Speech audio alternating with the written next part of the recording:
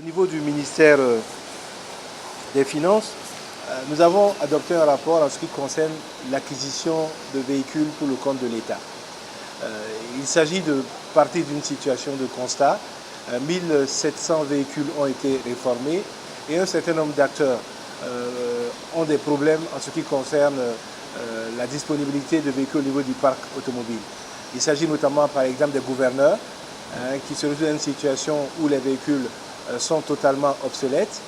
Il s'agit parfois même de motocyclettes pour les agents de liaison qui n'en ont pas.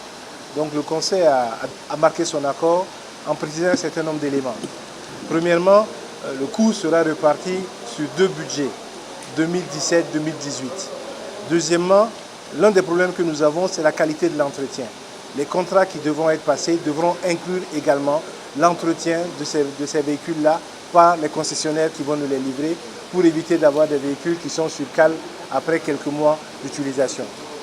Troisième élément, les besoins seront satisfaits en fonction de l'évaluation réelle de la situation. Nous avons également adopté un rapport au niveau de l'enseignement supérieur de la recherche scientifique et de l'innovation. Il s'agit donc d'un rapport relatif à l'absorption des retards et des chevauchements d'années académiques dans les universités et les centres universitaires publics. Le Premier ministre, vous vous rappelez, s'est engagé à ce qu'à partir de la rentrée 2017, un certain nombre d'efforts soient faits pour que nous puissions entamer le processus de résorption de cet élément-là. Le ministre en charge de la question, le ministre Al-Kassoum Maïga, qui a pris le relais de M. Filiga, a poursuivi les démarches. Il a fait un certain nombre de rencontres dans les universités. Et à la suite de cette rencontre-là, il est arrêté que nous aurons très bientôt, courant juillet 2017, pour tenir compte des examens, notamment du baccalauréat, une rencontre à Ouagadougou qui va définir de façon très claire le chronogramme à mettre en œuvre et des engagements à prendre par les différents acteurs pour que dès cette rentrée, nous puissions sentir la mise en œuvre de cette absorption des retards-là.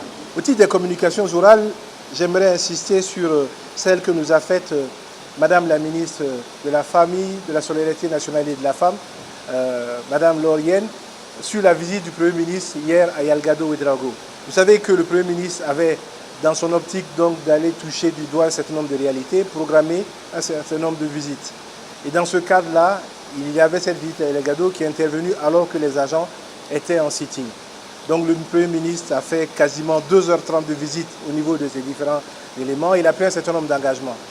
Et il faut rappeler qu'il y va notamment de cette volonté de régler définitivement cette question de Yalgado.